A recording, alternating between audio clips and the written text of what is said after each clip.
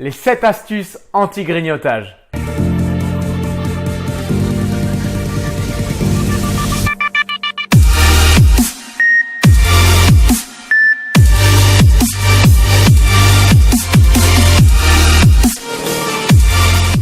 Aujourd'hui, on va vous parler des 7 astuces qu'on a trouvées pour éviter de grignoter. Donc, vous êtes souvent nombreux à avoir des difficultés par rapport à ça. Souvent, quand vous restez à la maison, quand vous travaillez de la maison, c'est souvent quelque chose de compliqué. Et on a décidé de mettre en avant 7 choses qui peuvent vous aider pour éviter de grignoter. Et à vrai dire, c'est des choses qu'on a utilisées pour nos résultats personnels et qu'on utilise au quotidien pour nos challengers. Parce que c'est peut-être une des questions qui revient le plus souvent. Comment je peux éviter de grignoter? On va commencer? On va commencer. Nickel. Alors, juste avant de commencer sur les astuces, il y a 2 raisons pour lesquelles on peut grignoter. La première, c'est le manque d'apport. Le manque d'apport, super simple, c'est que si tu n'as pas des apports suffisants, ton corps il va avoir tendance à crier alerte. Et ce que ça veut dire quand il crie alerte, c'est qu'il va te demander de l'énergie rapide, de la satisfaction rapide et c'est jamais les bons choix. Deuxième possibilité, raison pour laquelle tu peux avoir tendance à grignoter, c'est d'avoir les mauvais apports. Et quand tu as les mauvais apports, de la même manière, ton corps il a des carences, il lui manque des choses. Donc le premier message qu'il envoie à ton corps, c'est amène-moi de la même manière des choses qui vont me satisfaire sur le court terme. Et ce qui est bon sur le court terme, généralement, c'est pas très bon sur le long terme. Et peut-être juste avant de commencer, si déjà tu te retrouves dans un de ces cas de figure et que tu sais que pour toi le grignotage, c'est quelque chose qui revient souvent, n'hésite pas à liker, déjà ça nous fera plaisir, cette vidéo. Va t'abonner à la chaîne, comme ça tu auras constamment les nouvelles vidéos qui reviendront souvent. Et on te défie de partager cette vidéo à 2 personnes de ton entourage que ça peut aider, que tu connais adorer les gâteaux, que tu connais qui font toujours les mauvais choix. Et ces personnes-là, ça pourra leur filer un coup de main. On démarre avec les astuces? Alors, la première astuce, c'est d'avoir un petit déjeuner protéiné. Un petit déjeuner protéiné, c'est super simple. C'est que c'est scientifique, c'est pas Lisa et Matt qui l'inventons. C'est vraiment quelque chose de logique. C'est que ton corps, dès le matin, il a besoin d'avoir les bons apports. On dit souvent que ton corps il doit avoir entre 25 à 35% de ses apports en termes de nutriments dès le matin. Et les protéines, ça en fait partie. Les protéines, ça favorise la satiété. Qu'est-ce que ça veut dire? Ça veut dire que si tu manges un petit déjeuner juste sucré ou juste des fruits, c'est bien, mais bien souvent tu vas avoir faim 1 heure ou 2 après. Le fait d'avoir un apport protéiné dans ton repas, ça va te permettre de tenir, de ne plus avoir faim plus longtemps. Et de la même manière, comme le disait Lisa, le mieux c'est d'avoir des apports en protéines réguliers. Donc d'en avoir dès le matin, ça nous permet de mieux répartir son apport en protéines. Et peu importe votre objectif, que ce soit pour perdre du poids, prendre du poids, gagner de l'énergie, vous avez besoin d'un apport protéiné dès le matin.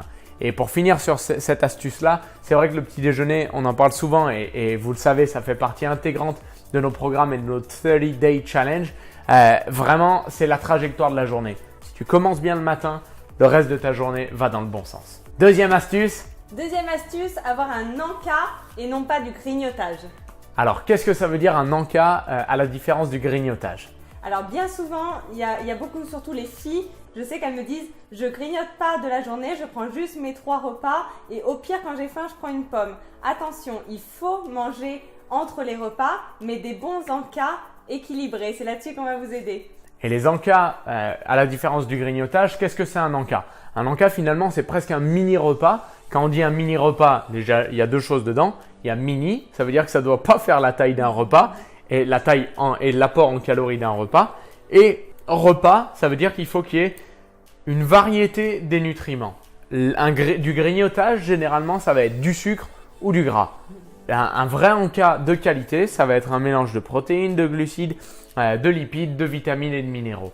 Et dans une petite quantité, ça ne doit pas être la taille d'un repas. Et bien souvent, quand on veut perdre du poids, on a tendance à vouloir manger le moins possible en se disant « moins j'ai de calories, mieux je me porte ». Et au final, c'est souvent le contraire parce que moins tu manges, et les repas où tu vas manger, du coup, ton indice glycémique il va monter et ça va redescendre, tu vas avoir un coup de fatigue et c'est là où tu vas stocker. Et vraiment de répartir ces calories toute la journée, d'avoir des bons repas avec des bons apports, c'est à ce moment-là justement que tu vas perdre du poids. Donc faites des encas, pas du grignotage. Troisième astuce. La troisième astuce, c'est vider ses placards. Alors, évidemment, vous devez avoir ce petit endroit de votre placard où il y a un peu de choses plaisir, notamment si vous avez des enfants. Il faut pas être être trop strict évidemment. C'est bien d'avoir un peu de plaisir dans son alimentation. Mais l'objectif de vider ses placards, c'est que tu sais, c'est souvent tes envies de grignoter, elles viennent au moment où tu es un petit peu plus faible. Et quand tu es un petit peu plus faible, tu n'as pas le discernement pour aller choisir le bon encas par rapport au grignotage. La vraie astuce, c'est que si tu n'as pas de choses pour grignoter dans tes placards, tu vas avoir tendance à beaucoup plus facilement les éviter. Et si tu as des enfants que tu dois avoir dégoûtés, etc., ce que je peux vous conseiller, c'est de les mettre dans un placard qui est fermé ou qui n'est pas accessible. Et comme ça, vous allez être moins tenté, vous allez moins le voir. Si vous êtes obligé d'en avoir, il vaut mieux le cacher. Le deuxième point, c'est faire les courses quand tu n'as pas faim. Ne jamais faire ses courses à 11h quand tu as vraiment faim et que tu vas faire les mauvais choix. C'est plutôt faire les courses après manger, comme ça tu vas être moins tenté. C'est pareil, ce qu'on peut vous conseiller, c'est forcément de ne pas passer, si vous n'arrivez pas pour l'instant à vous discipliner tout seul. Exactement, vous discipliner tout seul, c'est de ne pas passer dans les rayons bonbons, chips, etc. en fonction de ce que vous êtes tenté. Nous, avec Mathieu, par exemple, on va au supermarché faire les grosses courses une fois ou deux par mois maximum. Mais par contre, après, pour les courses de tous les jours, on va plutôt aller dans un magasin bio. Mais au moins, il y a moins d'aller plaisir, on va dire. Et ça nous permet de ne pas être tenté parce qu'on ne le voit pas. Et l'autre point par rapport à vider ses placards, c'est, tu sais, si tu as des envies de sucre, c'est normal d'en avoir un petit peu, favorise les fruits à la différence de sucrerie. Parce que je le sais personnellement, si je mange une pomme, je ne vais pas avoir envie de manger 15 pommes. Par contre, si j'attaque un gâteau du paquet de gâteaux, le gâteau il y passe. Le paquet il y passe. Donc ça c'est important aussi, c'est des petites astuces qui font la différence. Et vraiment si vous nous suivez ou si vous avez envie de démarrer un challenge avec nous, on a aussi plein de recettes de gâteaux où tu remplaces le sucre par des pommes, des bananes, etc. C'est juste super bon et au moins c'est plus sain. La quatrième astuce, c'est de réduire le stress. Moins de stress. Le stress, ça fait augmenter le cortisol qui favorise l'appétit. Donc déjà, de base, c'est pas forcément très bon. Sans parler du fait qu'avoir une vie de stress, c'est quand même pas super sympa comme vie. Mais si on en parle, on parle purement du stress par rapport à la remise en forme, ça a cet intérêt-là. Et ce qui est important aussi pour éviter le stress, c'est d'anticiper. Tu vois, il n'y a rien de plus stressant que d'arriver quelque part pas préparé. Il n'y a rien de plus stressant que d'arriver devant un repas pas préparé. Et on fait jamais les bons choix quand on n'a pas anticipé. Donc pour baisser un peu son stress, il y a plein d'astuces. Pour baisser son stress, tu peux aller courir, tu peux faire un peu de sport, juste t'aérer, prendre l'air. Tu peux regarder des vidéos de cuisine saines et bonnes qui vont te donner envie. Qu'est-ce que tu pourrais faire? Tu pourrais lire. Il te faut du temps pour toi. Globalement, si tu veux éviter un peu de stress, moi ce que j'aime bien dire, c'est il faut que tu aies ton temps le matin pour toi, ça peut être 10 minutes, 15 minutes, mais où tu prends du temps, peut-être pour écrire tes objectifs, peut-être pour planifier ta journée. Et il te faut du temps avant d'aller te coucher pour toi. Coupez les écrans, coupez toutes les distractions et focalisez-vous sur vous. Vous verrez que votre niveau de stress il va baisser et que votre remise en forme, elle va être favorisée. Cinquième astuce. Allez, la cinquième astuce qu'on peut vous conseiller, c'est d'avoir un shake protéiné avant de faire l'apéro. Qu'est-ce qu'on entend par là? Je suis le spécialiste de ça. Tu arrives à l'apéro, c'est tard, c'est pas vraiment l'heure du repas, mais quand même c'est déjà bien avancé. Et puis il y a toutes ces petites parts de pizza, les chips, les machins, ça te donne la dalle. Et moi si je commence, je suis foutu. Notre astuce qu'on a trouvée avec Lisa, c'est vraiment d'avoir une bonne boisson nutritionnelle une demi-heure avant de partir. Comme ça tu arrives sur l'apéro, t'es pas le cas social qui va bouffer, le malpoli qui va tout bouffer et les mecs ils se disent mais attends, et ils le font jamais manger. Et vous avez compris et vous avez vu que je dis parce que c'est souvent mon cas. Donc boisson nutritionnelle avant de partir pour l'apéritif. Et juste sur la boisson nutritionnelle, faut pas faire n'importe quoi et c'est ce qu'on a notamment dans nos programmes. Exactement. Et vraiment, c'est une astuce qui est géniale parce que déjà, ça te nourrit, ça te cale pas, ça te nourrit. Et en plus de ça, comme a dit Mathieu, t'es moins tenté, t'es plus poli et tu peux manger juste pour le plaisir quelques pizzas, quelques chips sans te culpabiliser. Sixième astuce. La sixième astuce, c'est bien boire. Bien boire parce que pour plusieurs raisons. La première, et je le répète constamment, Lisa aussi, le corps, il est fait d'eau et tu en perds constamment. Donc, tu as constamment besoin d'avoir des nouveaux apports en eau.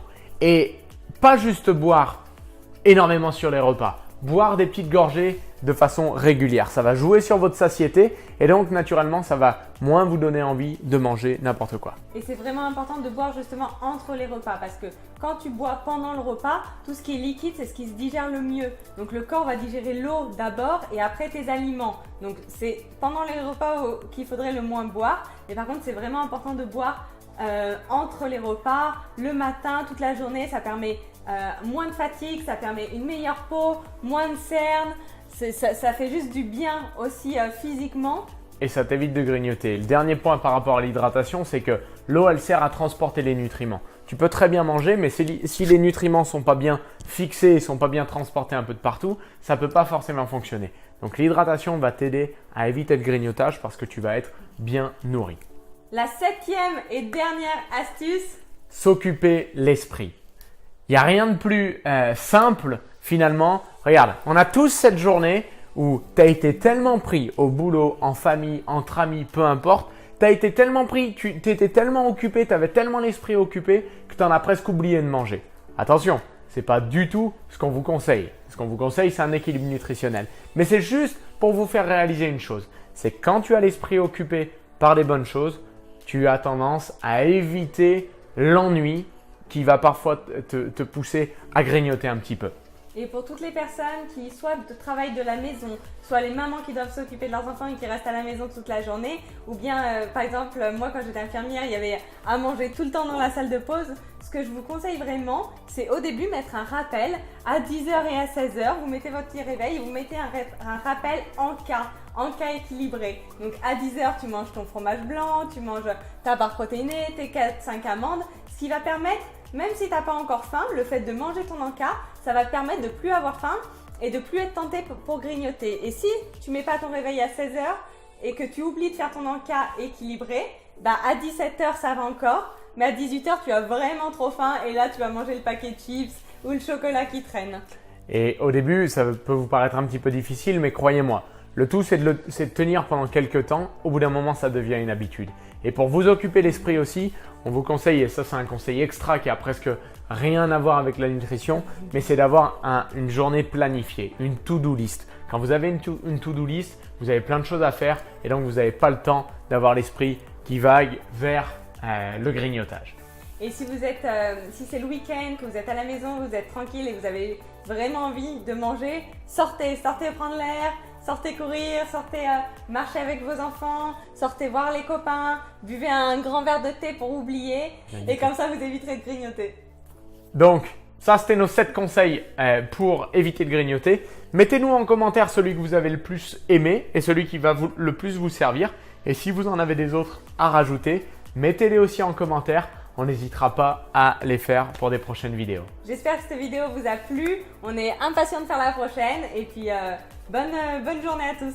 Let's go! Le 7-Day Challenge, il est toujours offert. Vous pouvez le trouver de partout sur nos réseaux sociaux. C'est le moment d'aller passer à l'action. Ciao!